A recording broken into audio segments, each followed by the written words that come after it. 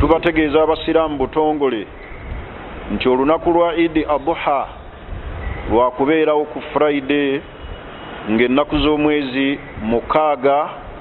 6/25 era ng'olunaku lwa Arafa lwakubeerawo ku Lwokuna enkya ng'ennaku z'omwezi 5 wano esswala ku kitebe ekikulu ku Uganda Muslim Supreme Council ejja kulemberwa ow'ekitiibwa Dr. Sheikh Shaban Ramadan Mubajje the Mufti of Uganda era ng'ejja kutandika wano ku kitebe essaawa 2 zennyini ez'okumakya.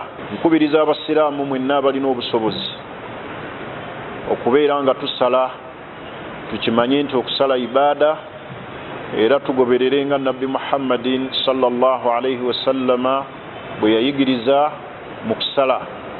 Tusale nga tumaze okusala esswala ya Eid ng'ennaku ez'okusala ziri ennaku 4 nga kulina olunaku olwa Eid.